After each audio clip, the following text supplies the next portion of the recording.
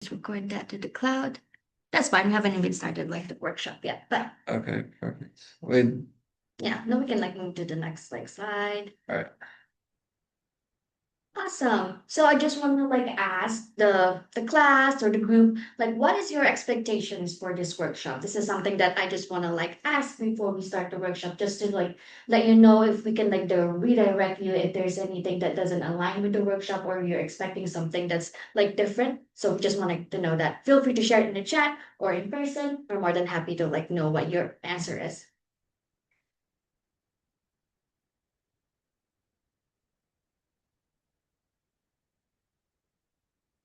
We'll give you like a minute, and then if there's no expectation or if you're pretty like solid with what you'll like expect for this workshop, we're gonna move on for like a little Or bit. I can just go till you guys get some, perhaps Yeah, text in the chat. My expectations are, I know UCF is a very big university, and although I'm a senior, there's a lot of things that I've just learned about, during final semesters of my study. So just to see if there's any resources that are Yeah. present that I'm unaware of, that could help me succeed academically. Awesome. Yeah, no, that's perfect because we will share some resources at the end of our workshop. But other than that, like we're more than if you have like any specific resource or if you have like any specific like problem that you would like want to know, like feel free to like meet us after like this Right. workshop and we'll happily like redirect you or guide you somewhere else. all right. So, okay, I guess we just, Yeah, okay. all right. All right, we'll continue. Okay, so now for this presentation, we have three main objectives that I want to help you guys and everybody here achieve. So the first is I want to make sure that everybody gets more clarity on their academic goals. And some of you may already know exactly, okay, like I'm actually just trying to get A's in all of my classes. I'm just trying to pass. And if you have that clarity, then that's great. But there might be some of you that don't really have that clarity. That's why we make that the first step. Now, once we have clarity, okay, what are we actually trying to achieve? We want to identify, okay, what's the biggest barrier that's preventing us from getting to that goal? Because there's many things that might be preventing us from getting there, but we really just have to identify, okay, what's the biggest thing? Because focusing on that one most important thing is probably going to make the biggest difference, and it will decrease the overall that you might feel from all the different things that you have to juggle. And then we're going to figure out, okay, what's the actual highest yield improvement when it comes to that biggest barrier? Because again, there's a million different things that you can try out or do to get closer to your goal or address your barriers.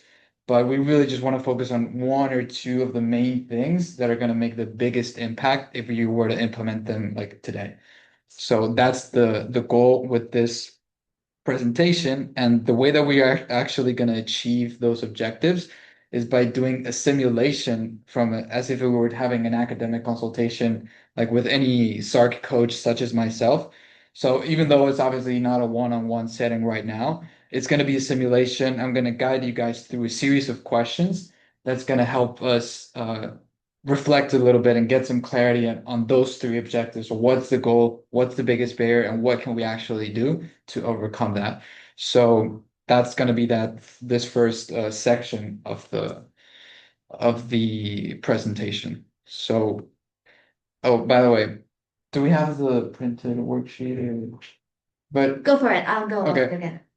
so I'll give you a piece of paper. For those of you online, um, if you have like a Word document or for anywhere you can write, it's just to note down the answer to each of these questions.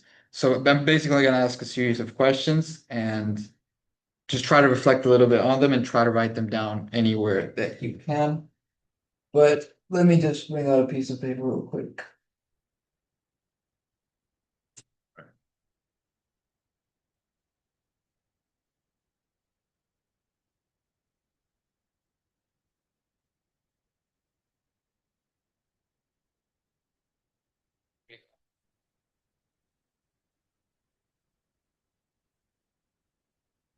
Okay, so yeah, as already mentioned, our first objective is to learn, okay, what exactly is our academic goal? So I want you guys to just reflect briefly, what is your learning goal? Try to think broadly and don't focus on like 3 years ahead or a year ahead. Focus just on this semester, like on the next 2 months or so. What's your academic goal for this semester? And I will give you guys, wait, this is not loading, but yeah, I'll just give you guys 1 minute to reflect on this, and then we can continue on to the next question. Just, uh, okay, whatever. All right, I'll just start a timer on my end.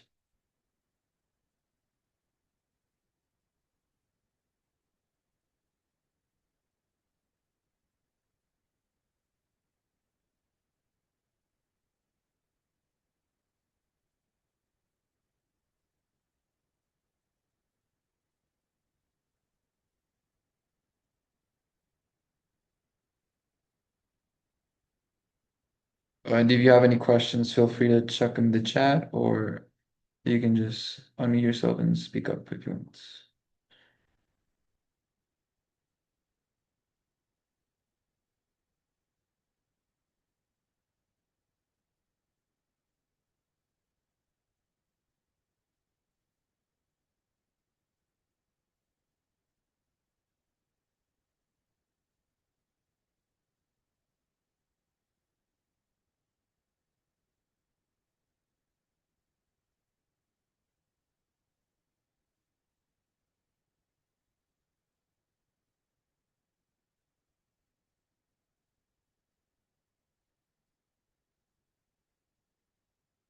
All right, so that 1 minute is up. So, okay, the next question, I'll just give you like a second. No worries. Okay.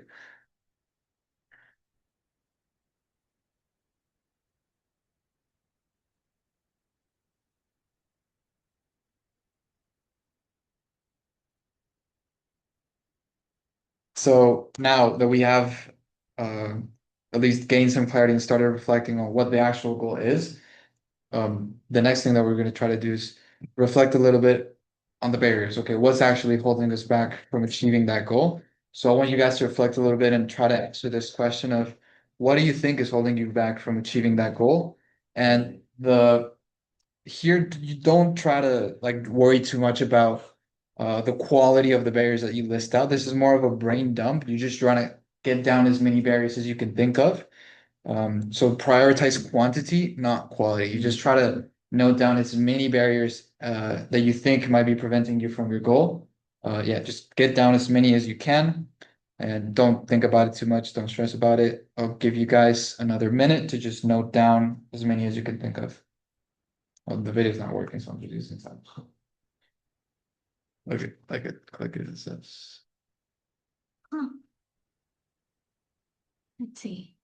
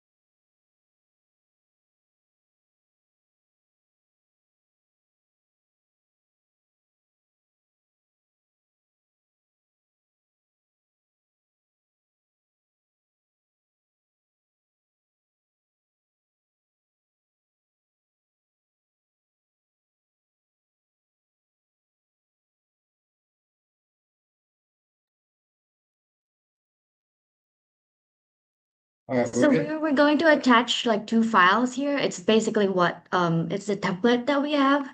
So feel free to use that or use like the paper that you have at the moment. But otherwise, Yeah, the first PDF is like it's going to help you out with the questions that we're going through right now, and the second one, like you don't have to worry about it yet. It's going to be later on in this presentation. So, but yeah, you can use that, or you can keep using whatever notes or paper that you're using right now, whatever you prefer. But okay, now let's move on to the next question.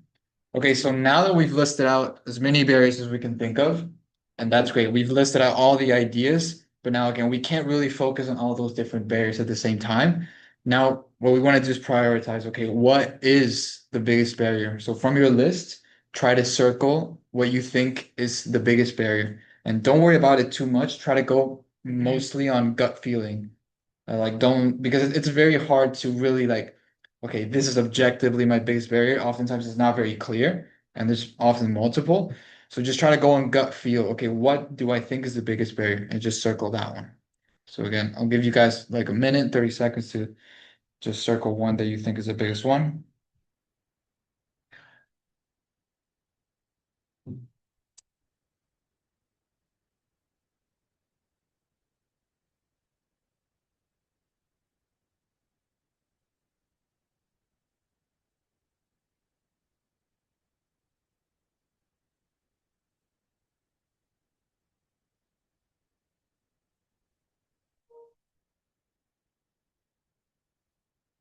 All right, I'll just let it go for 10 more seconds and then we'll move on.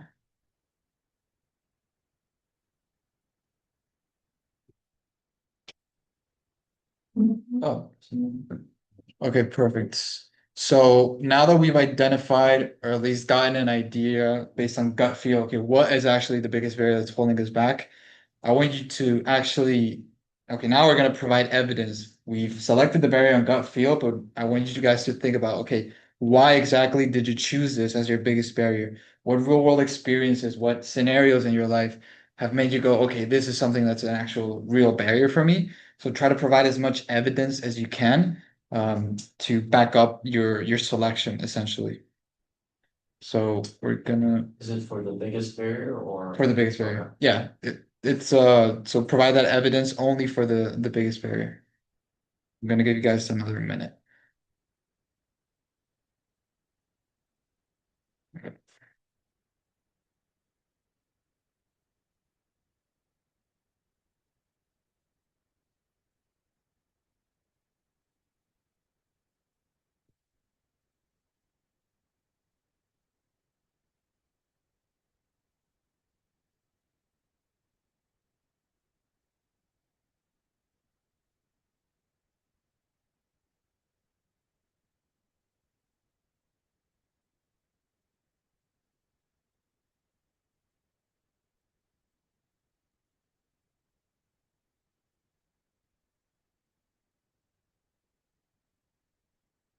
All right, 15 more seconds and then we'll move on. Sorry. Yeah, 2 minutes. All right.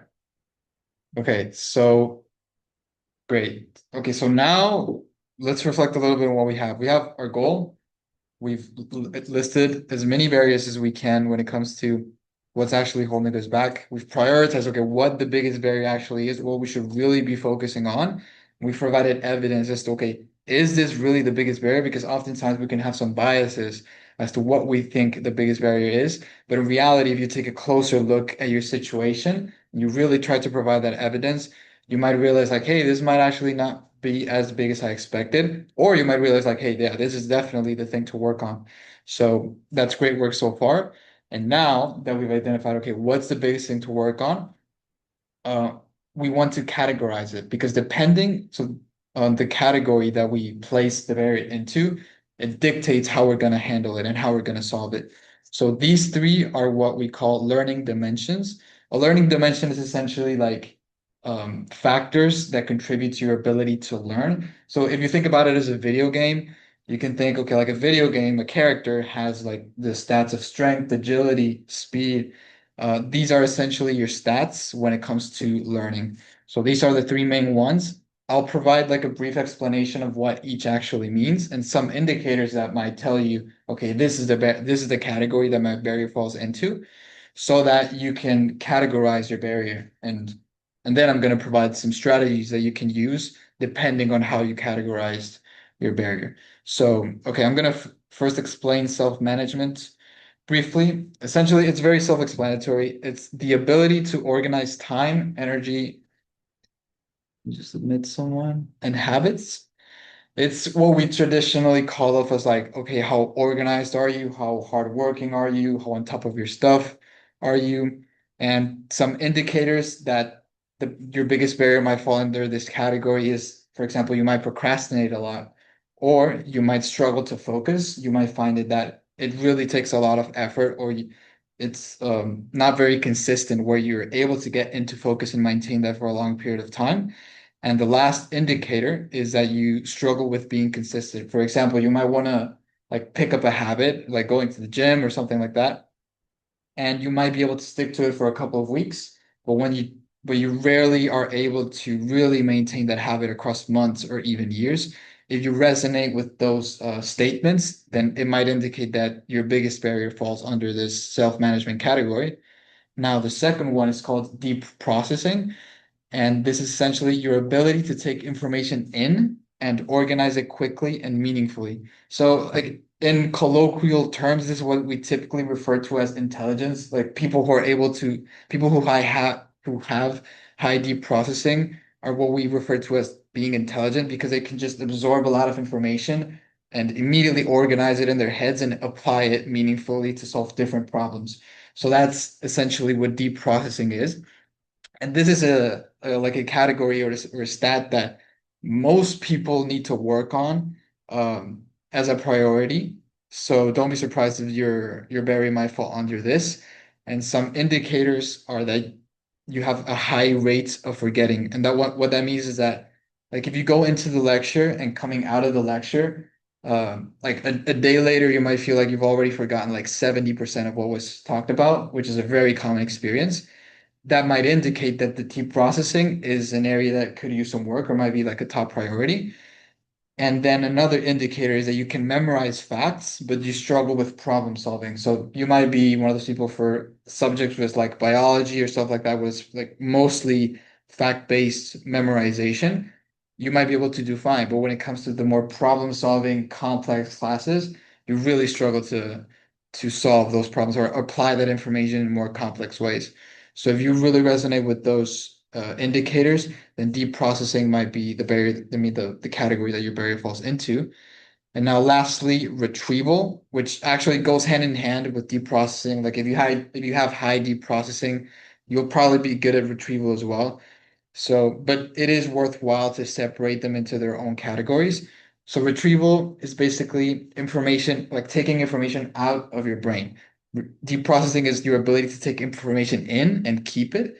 Retrieval is your ability and your strategizing, like how do you actually go about retrieving that information from your memory in order to prepare for your exams. So yeah, it is actively recalling information from memory to strengthen your understanding. And the main difference is that retrieval is more about strategizing. Okay, like everybody can do retrieval because whatever information you were able to learn that you can retrieve it, but it's about how do you actually do that retrieval? Do you interleave it with different strategies? Do you space it out? So this is more about something that we can strategize for and quickly make a big impact on. So some indicators that this might be the category for your barrier is that you review notes passively instead of testing yourself. So again, this ties a lot really into the actual study techniques that you use. If you use very passive techniques, then it's not going to be very effective and it might indicate that you need to work on your retrieval. And another indicator is that you feel confident while studying, but forget information during your exams. And this is, again, a very common experience where you might feel while you're studying, like, okay, I know this, I'm ready for my exam. But once you actually sit the exam, you feel like it's a completely different subject or like some material that the professor never even talked about. So if you resonate with those statements, it might mean that you might need to think a little more about the strategy that you take when it comes to preparing for your exams. And that's what retrieval is all about. So now that I've provided like an overview of these three main categories, I want you guys to take a minute to think about, okay, I have this biggest barrier. What category does it resonate with the most? Because it can fall under multiple, oftentimes not so clear, but try to just think, okay, which one does it actually fit under the best? And again, I'll give you guys like a minute. Okay, thank you.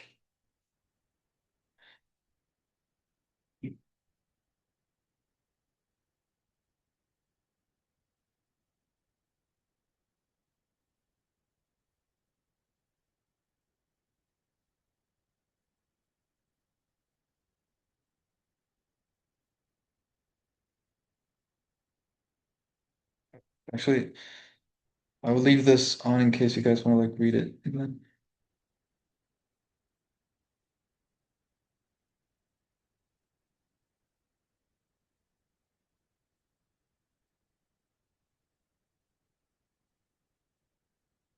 Just 15 more seconds and we'll move on.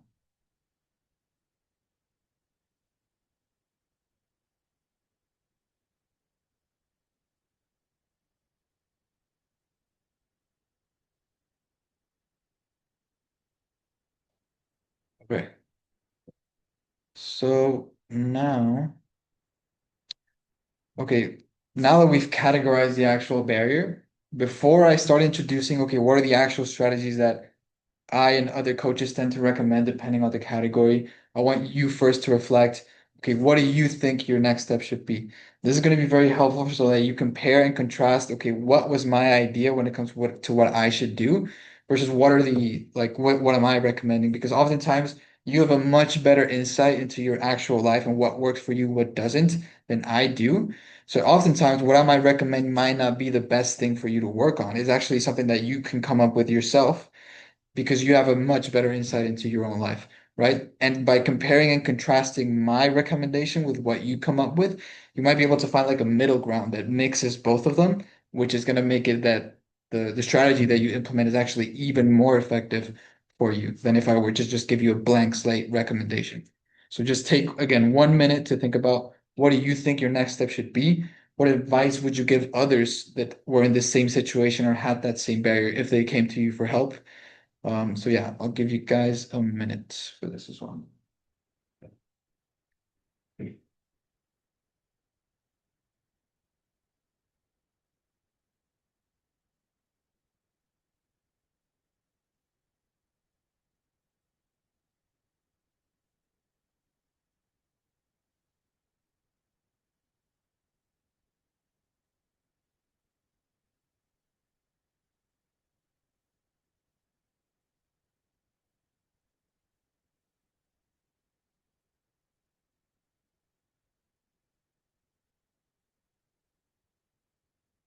All right, it's 20 more seconds.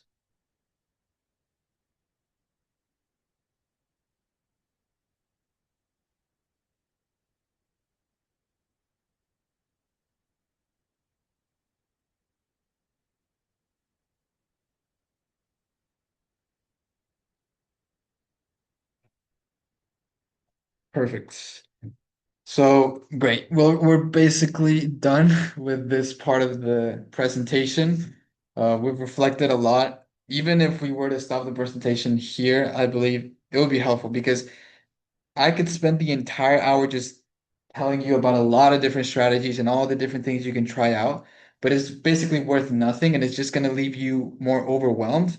And I feel like you would leave the session or the presentation just very overwhelmed if I just talked about a million different strategies that you can use. So if you don't already know what your goal is, what's your biggest barrier, and what's something that you think you could actually do, there's really no point in me just telling you about these strategies. But now that you know exactly what you need to work on, I can tell you about these strategies and you will immediately know how you can apply it or what you want to prioritize instead of coming out and just feeling very overwhelmed and not knowing what to focus on. So that's why we went through this activity first. And okay, so now I'm actually going to get into what you guys can actually try out. So I'm first going to talk about two major strategies when it comes to the self-management category, which is the first one that I described. There's a million different things that you can try out here, and this is definitely not comprehensive, but these are two of the most common and biggest issues that people tend to face, especially students. So even if you feel like you're already strong in these two domains, I I think you guys might like I might be able to share something that is either new or kind of reorganizes things in a different way that might help you apply it a little differently. So let me go into each. Okay, so starting with procrastination, I like to use a framework that it's basically an acronym called BED. Each letter stands for like a tool or a lever that you can pull on to minimize the risk or the chance that you actually procrastinate. So ideally, you want to stack these three levers or tools, And the more that you use them, the lower the probability it is that you will procrastinate. So I'm going to talk about what each of these actually means and how they can help you reduce procrastination. So the first one, okay, it's called burn the boats. So what does that actually mean? This comes from like an ancient story where in ancient times, whenever a conqueror would get to an island, the first thing they would do is they would tell their men, okay, burn the boats. And what that means is that they were telling their men, okay, there's no going back. We're in this island and we can only move forward. And now, okay, how does that actually relate to procrastination or to your personal lives? We can apply this principle essentially by using accountability partners, where you can tell, for example, a family or friend, like, hey, I need to get this done by tonight, or I want to get this done by Sunday.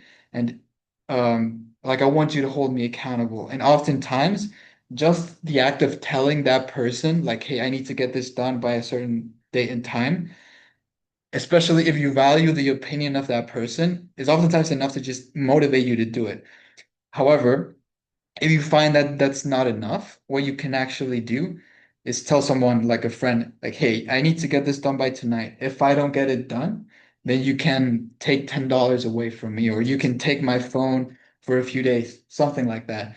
And that way you're essentially burning the boats. You're setting that this action, which is telling your friend, like, hey, I need to get this done by tonight, or else this happens, you make it so that there's no going back, because if you don't get it done, now something bad will happen. So this is a very powerful strategy that can work some of the time.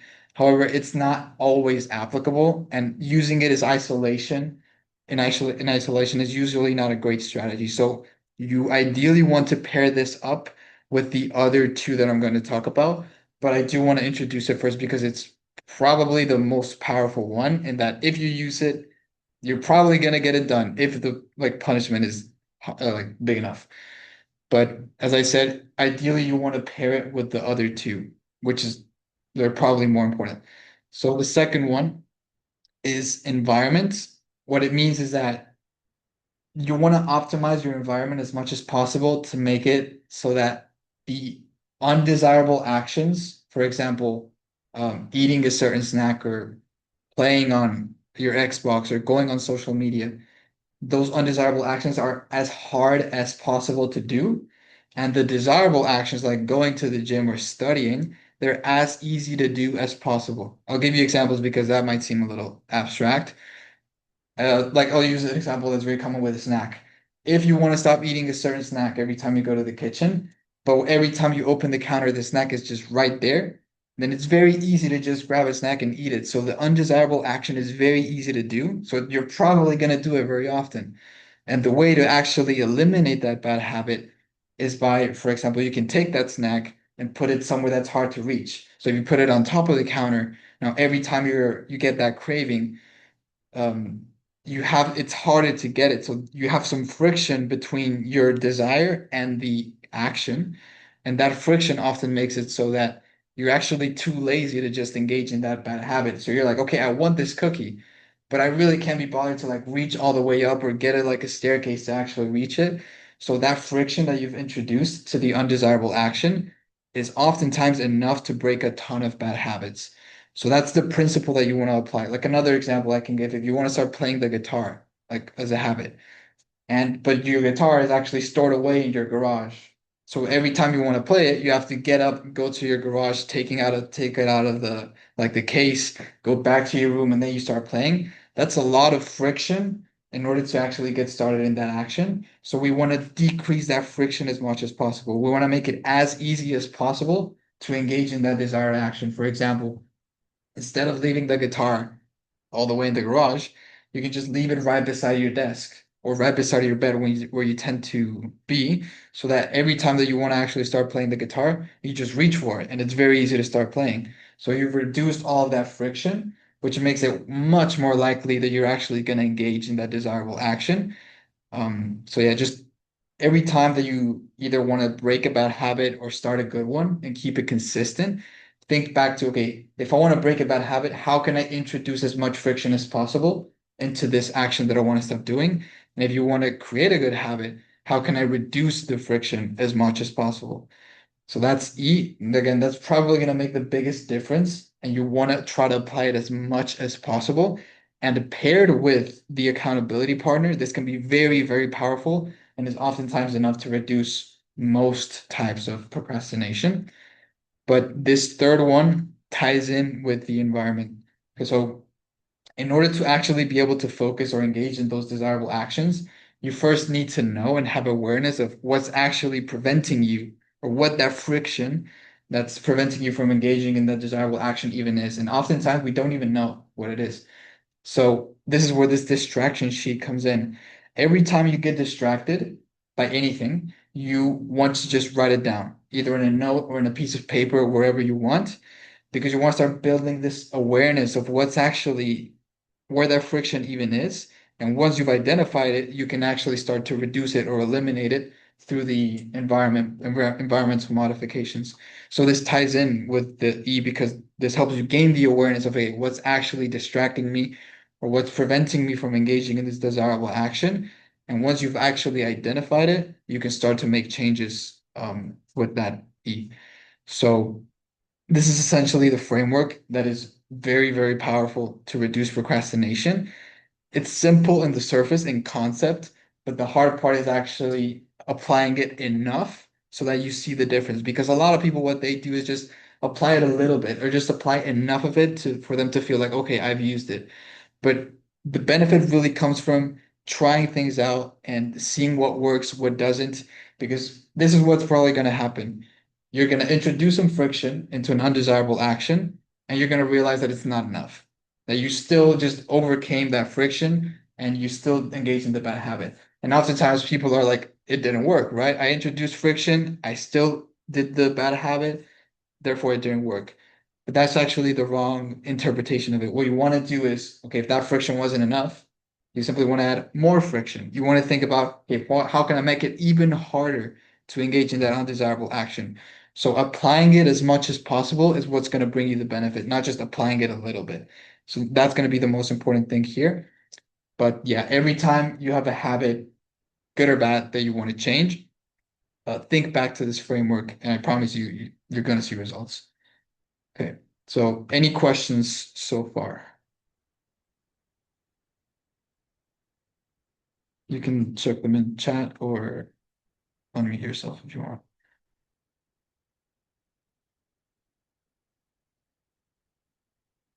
I'll give it like 15 seconds.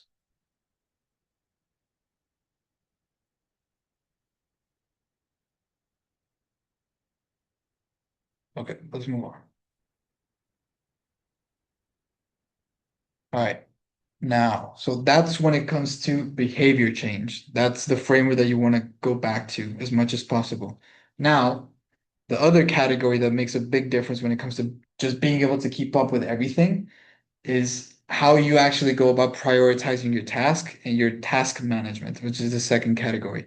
And a pet peeve of mine is when people say like, "Oh, I have an issue with time management," and they feel like just having a schedule is going to fix their issues. And just by having a schedule and trying to follow it, you'll be able to keep up with the schedule and keep up with everything that you have.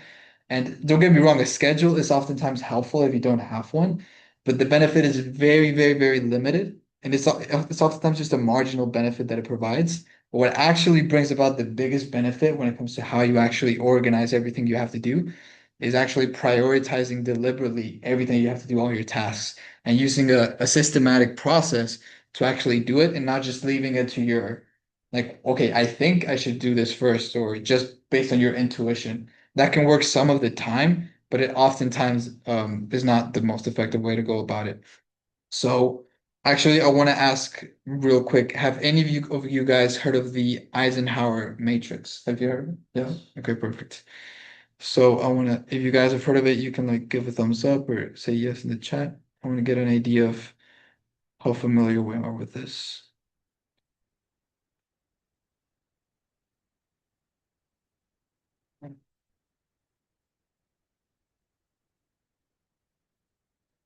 Okay.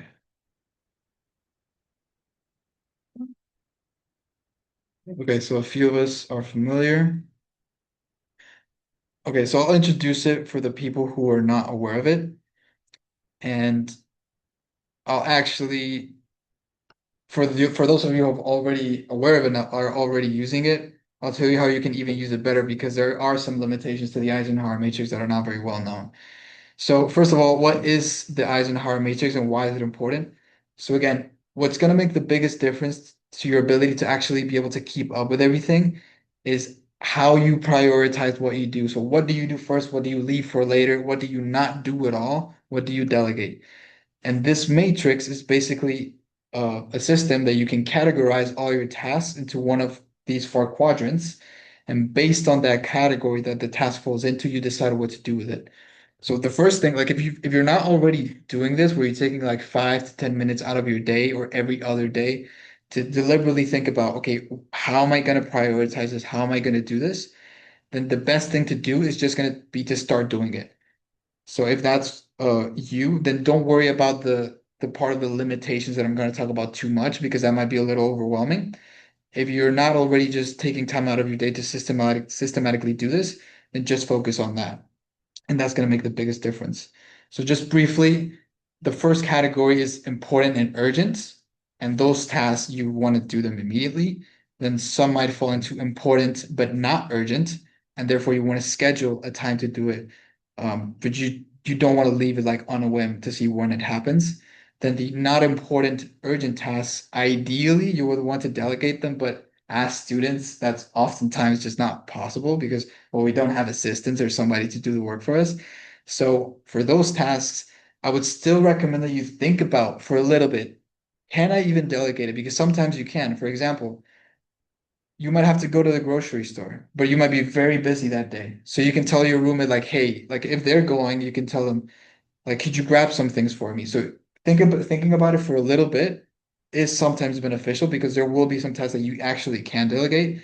But if you figure out, okay, I can't delegate this task, what you should do is actually batch all of those important, I mean, not important, urgent tasks together and just try to crank them out as much as possible in a block of time. And that's going to make sure that helps with just getting them done as quickly as possible because we really want to minimize the time that we spend on these tasks. And then the not important, not urgent tasks, well, you just delete them.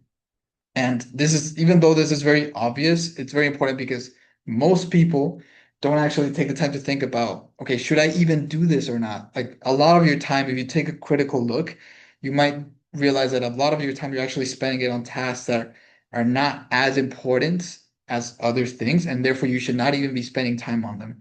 So just taking some time to think about this is going to be very helpful if you're not doing it already. But now, if you are already doing this and you have found the benefit, the next step that you can take, which is you might know it, you might not, um, is how strict are you with what you place or categorize as important? So a very common mistake with the Eisenhower matrix is that we think everything is important. So we categorize everything as important, therefore it defeats the whole purpose of it. And that happens because our standard as to what actually is important is not high enough. What I mean is that oftentimes people, if they find that doing a certain task provides some sort of benefit to their life or their career, then they classify it as important. Or if they notice that not doing this task brings about a consequence, either mild or major, just any consequence, they also classify it as important. So they say, oh, if I don't do this, then I have a consequence, therefore it's important. Or if I do this, I get some benefit, therefore it's important. That's actually the wrong way to go about it. Because if you think about it in that way, then everything's important and therefore it defeats the whole purpose. So what I want you guys to do, if you're in this situation, is increase the standard by only classifying something as important if it satisfies these two criteria.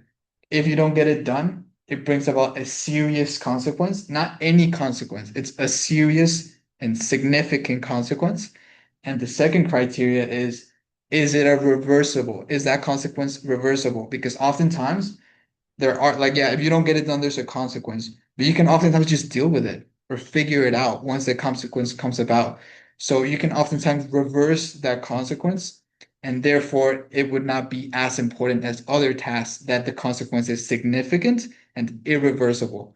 And that reversible part is oftentimes something that people don't really think about, but it's really going to make a difference because you start to notice, okay, there are actually some things that sure, if I don't get it done, there's a consequence, but I can probably just deal with it and minimize that consequence once it actually comes about.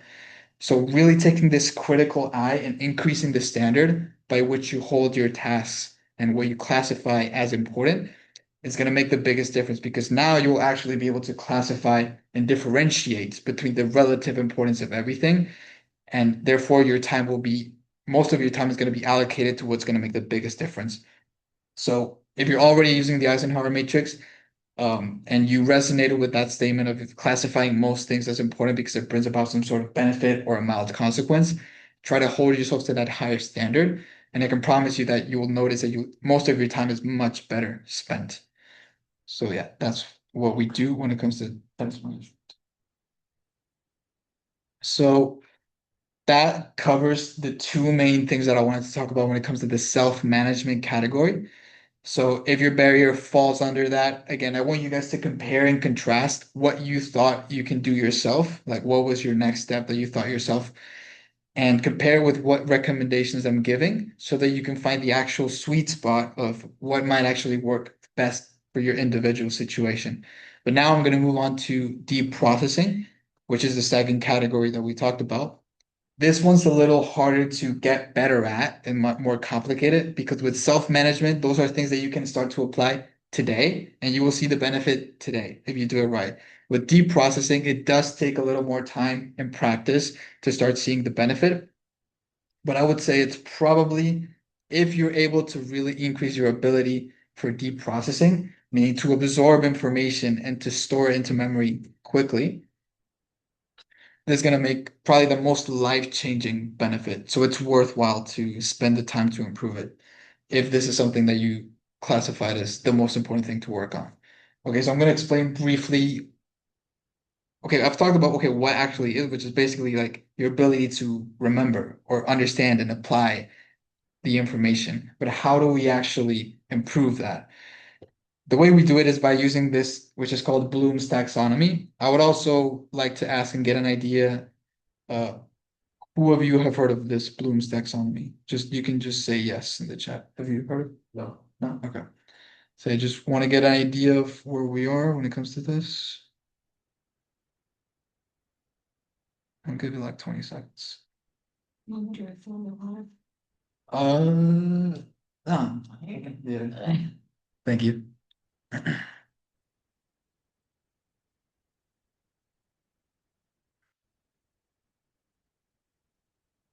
Okay.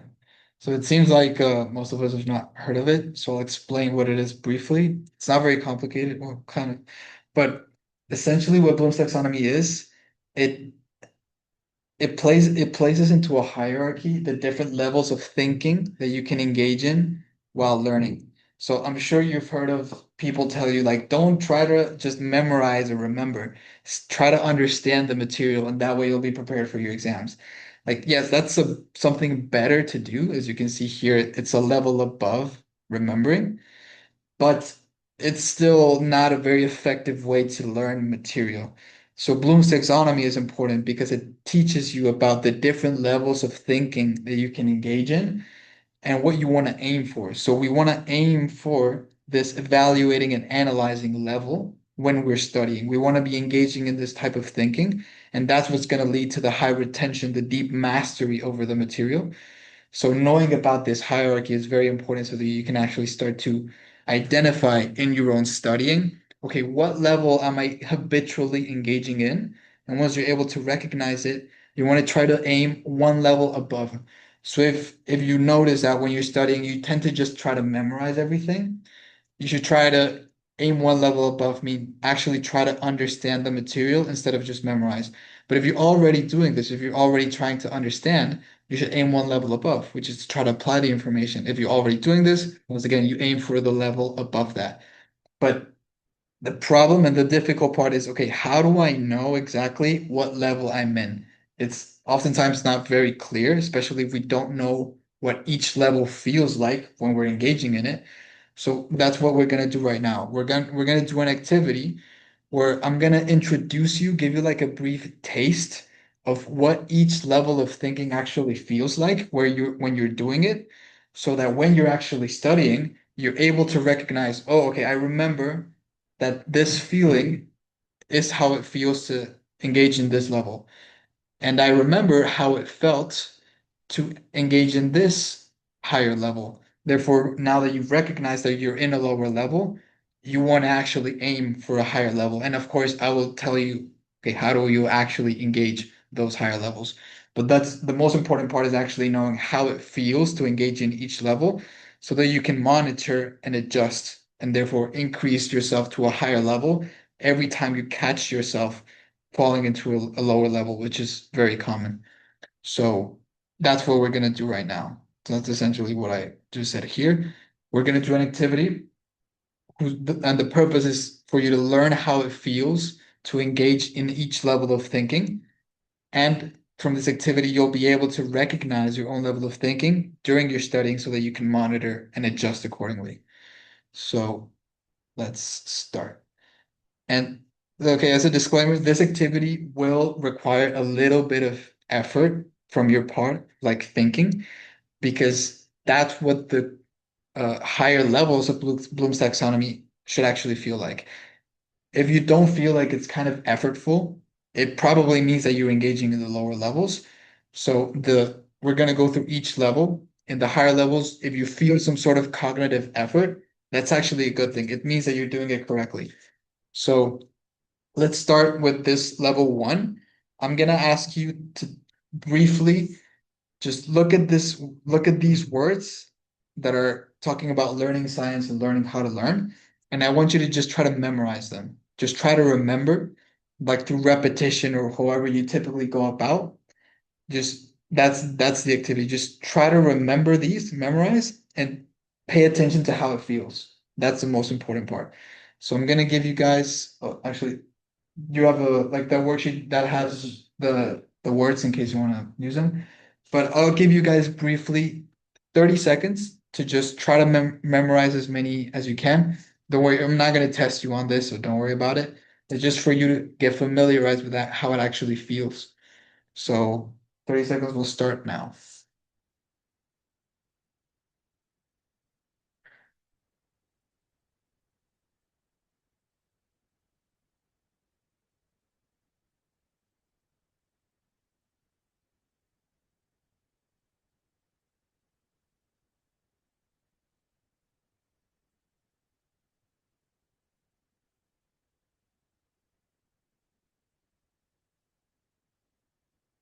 Okay. So that's it. You guys don't have to endure that pain for any longer because I know how it feels and I don't like it. So that should have felt like very repetitive, very back and forth that you're going between each word, just trying to recall it. You might have felt like it was very, like the memory was already slipping away, like it wasn't very strong, and that as soon as you moved on to the next word, the memory was kind of slipping away.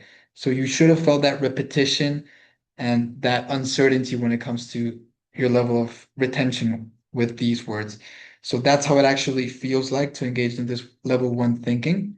Now we're going to move on to this level two, which is understanding. So I'm going to briefly explain what each of these words means. And I want you to just try to understand each. Just think about it and get to a point where you feel like, okay, I kind of get what this is talking about. So, okay, let me go through each word. So, cognitive load.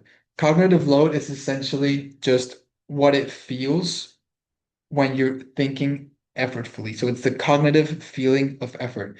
And that's what you're going to feel in the later levels that we're going to go into briefly. Now, metacognition. This is thinking about your own thinking. So whenever you're reflecting, like, okay, what was I thinking in that situation? How was I feeling? That's essentially metacognition, is you thinking about your own internal thought processes. Space repetition. This is when you repeat learned information in any interval. So if you learn something today and then you try to learn it again tomorrow, that's repetition that's spaced out across time. Retrieval practice is when you retrieve from memory previously learned information. So you might learn something, and whenever you try to recall it from memory, that's you engaging in retrieval practice. Next is neuroplasticity. which is the brain's ability to change in response to experience. This is often talked about in the context of trauma. For example, if you experience a if you have a traumatizing experience, your brain changes in a negative way that might develop some coping strategies or some maladaptive responses to that situation. So that's essentially neuroplasticity. And again, here you're just trying to understand, just get an idea. Am I really following what I'm saying? That's all you're trying to do.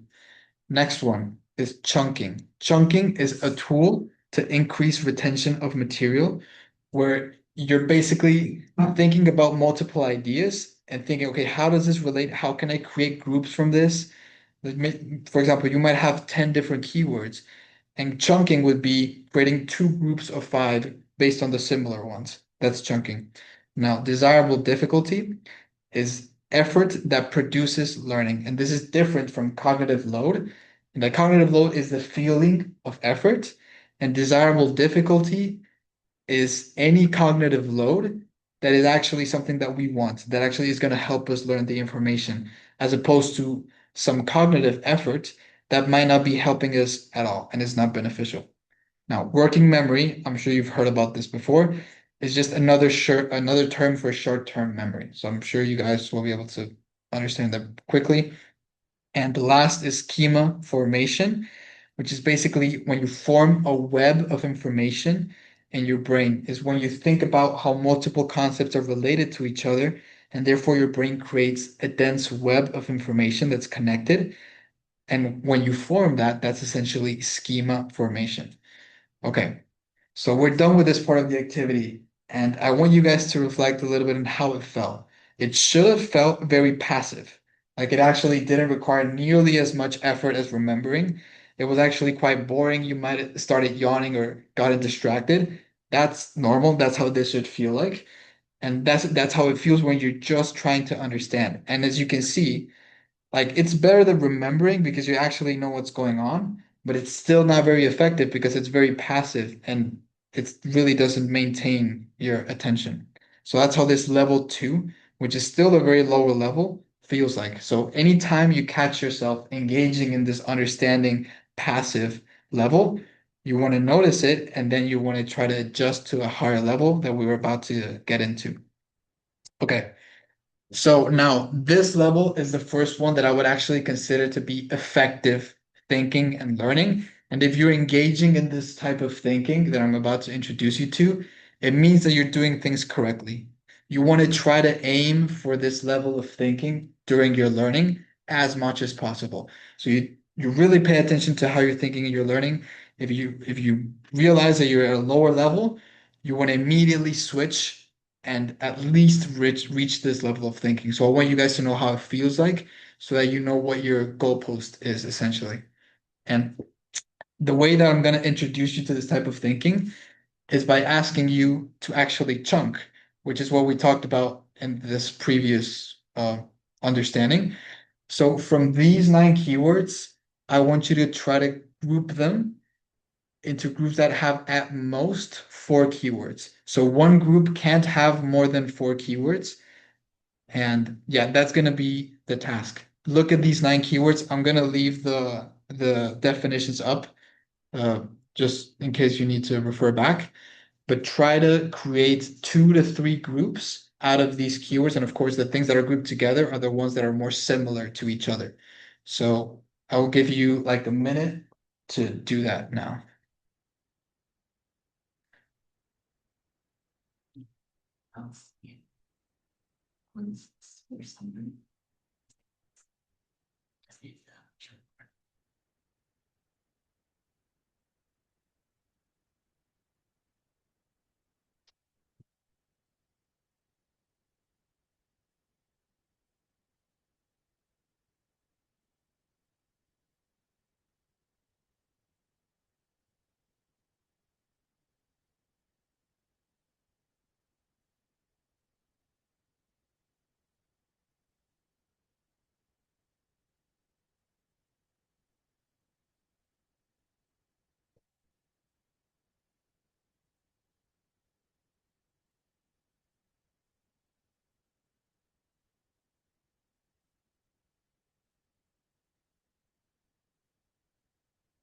Okay, great. So let me go back to the other slide.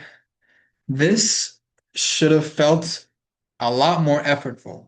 You probably, if you try to do it, you didn't get distracted, or you might have not been yawning, because actually figuring out how am I actually going to group this and chunk this requires you to think about the relationships between the information.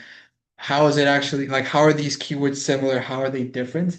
And that requires a lot of back and forth thinking in order for you to be able to create those chunks. So that cognitive effort that you might have felt is actually a desirable difficulty. It's something that you want to feel during your studying because it means that you're actually getting good learning done.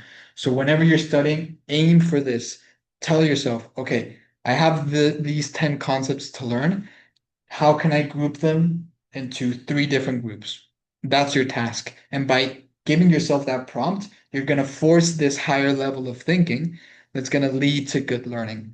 So this is the minimum level that you should aim for. There's levels higher than this that are even harder and take more effort, but this is the minimum level that you should be aiming. So this is your goalpost. Okay, and once again, you want to monitor and adjust to this level every single time. And now you know what it feels like and how to prompt it, which is essentially to try to create groups. And now the last and highest level is called evaluating. So evaluating is different from the level below because you're not only thinking about how the information relates to each other, you're making value judgments on what's more important. So you're not saying, okay, this is related to this and it's related to this. You're thinking, okay, I have all of these relationships, but what is more important? Is this concept more important than the other concept? What's the most important concept? So this forces you to not only compare and contrast, but you also to evaluate what's the relative importance of everything. And that requires even more effort, and it prompts an even higher level of thinking. And the prompt that is going to get you to engage in this best level of thinking is try to rate each keyword from 1 through 5 based on their level of importance. So the most important keyword out of these nine, you rated a 5. The least important one, you rated a 1. Of course, multiple can fall into a rating, but just try to think about what's the relative importance and give each one a number based on a rating of 1 through 5. So again, I'll give you guys a minute to just try to rate as many as you think is possible and pay attention to how it feels.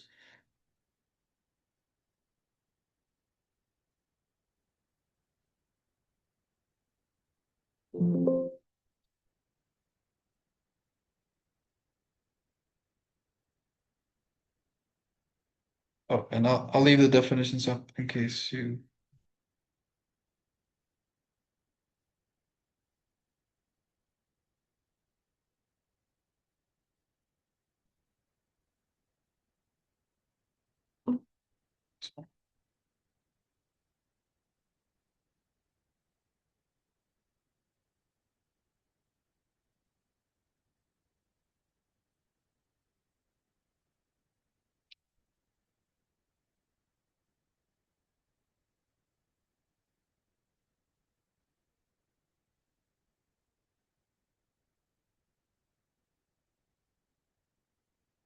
Right, perfect. So great. Now you've actually gotten a brief taste of what each level of thinking feels like and what you should be aiming for. So now you can start to try to recognize in your own studying, okay, whenever I'm engaging in those lower levels of understanding or memorizing, you know how it feels like, so you'll be able to identify it. And every time you recognize that, you want to prompt these higher levels, at least level 4. So at least you want to try to group the information and think about how the information is related. And ideally, you want to aim for this level 5, where you're not only thinking about the relationships, but prioritizing what's more important than everything else.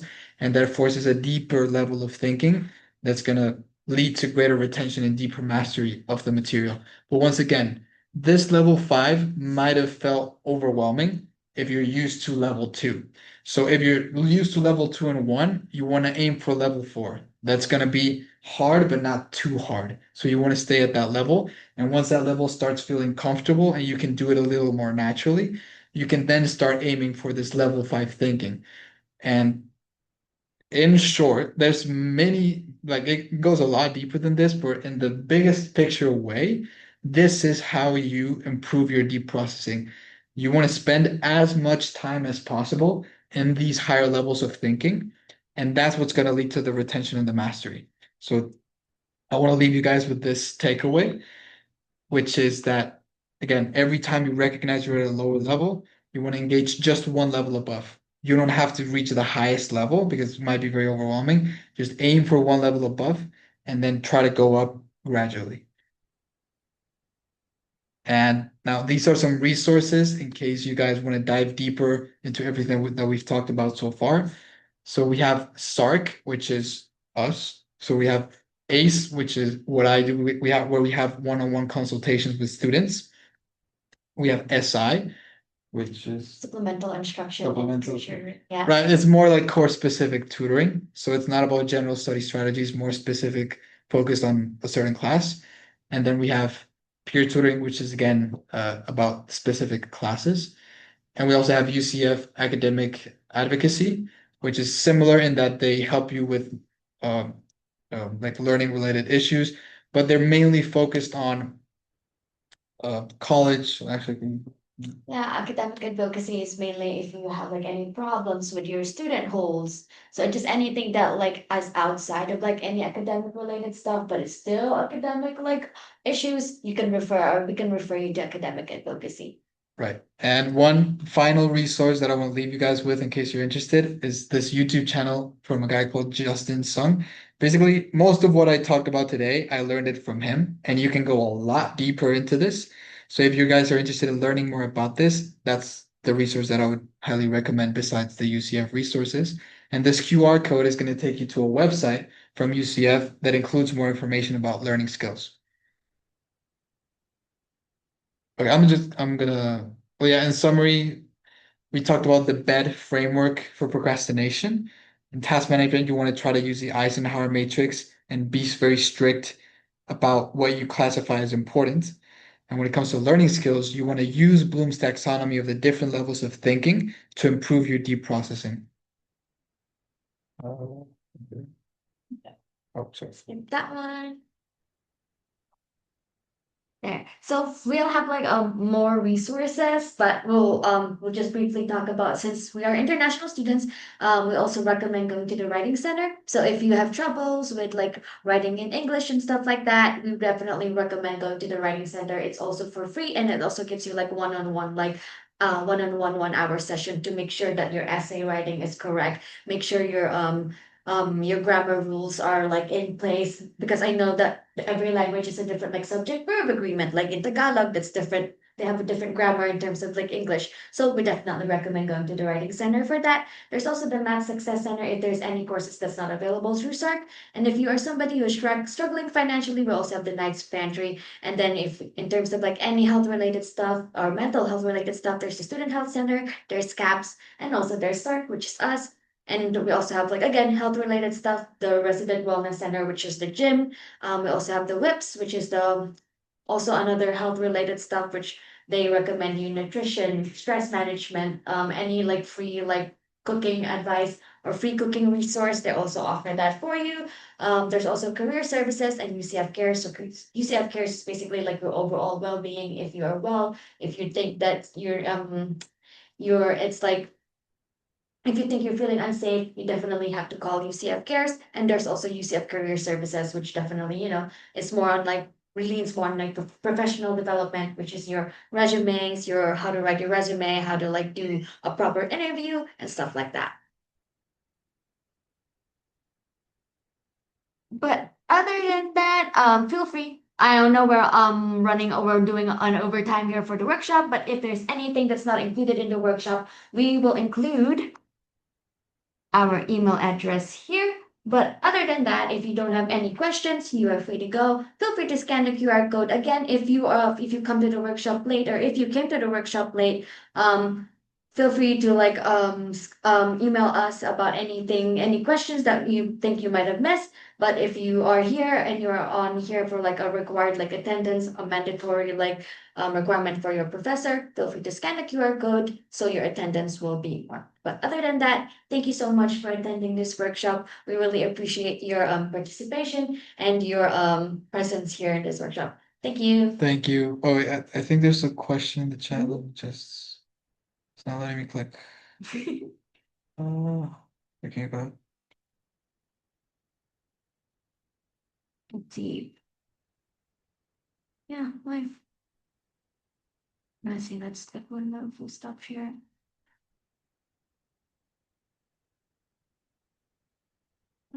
Okay, now it's paused. All right. It's over. If you have to go, we don't, like, we're just having, but do you have any questions or? Well, I do just have like a few comments, but Yeah. do you want to finish the presentation first online, answer their questions, or? No, you can go ahead. It seems like, yeah. I think we're crushing it. I feel free to like talk to myself first while I figure this one Yeah, out. because Yeah. that's kind of like response. Well, first of all, thank you for the presentation, No number worries. one. Number two, you mentioned that the highest stage level learning evaluating, Yeah. but I remembered that there was To the creator. creating. Great question. So I was wondering, like, do you have any advice on, because one of my goals, which when I was putting my goals, I thought this was gonna be very like distinct. Yeah. But then since your points were, you know, closer to what I wrote, I was surprised because I could connect most of your points to my learning goals or barriers or evidence and all of that. So one of my learning goals was, you know, academically, again, I didn't know exactly what you guys were looking for is to gap, you know, or to bridge the gap between theory and praxis and what we call political science. Right. So you go to class, you learn all this information. Now what are you gonna do with it? Yeah. Right? And once you absorb that information and you understand it and you evaluate it, the next natural step is now creating, Mhm. right? After you go through all of that. And I know a lot of students, you know, struggle with the former part, but for me, it's about, okay, what am I gonna do now? Yeah. And I do believe that teaching is the highest form of learning. Yeah. And in a way, it's creating as well. Mhm. So do you have like, I don't know, in your personal life or with other students, like, you know, how do you bridge or how do you transition? You know, okay, you've learned the things, you don't have any problems with learning.